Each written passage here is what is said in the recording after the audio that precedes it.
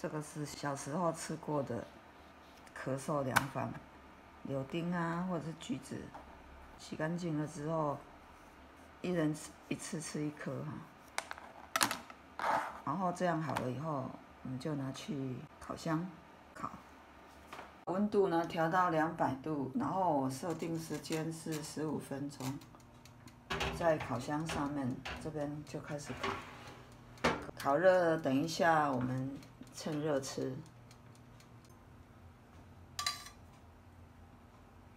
时间到了，然后我们把它拿出来。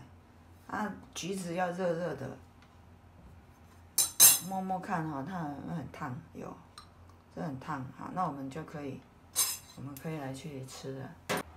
那烤完以后，它这个有点会小缩水，那这个油脂也会因为热而变得比较脱水的状态。然后我们可以把它切开来吃，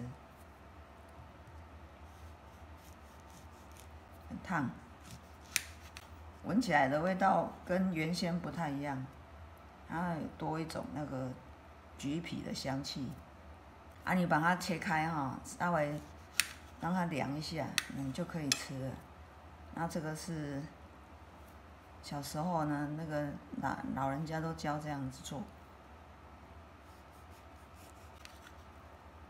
好，那就可以开始吃。那这个就不用吃药，这个就是一个很简易的食疗的方法。这个烤橘子或者是烤柳丁哈，咳嗽的那个良方哈，才不会一直咳啦，而且那个痰呢也会比较快清掉。治疗咳嗽的良方，止咳、收痰，不妨试试看。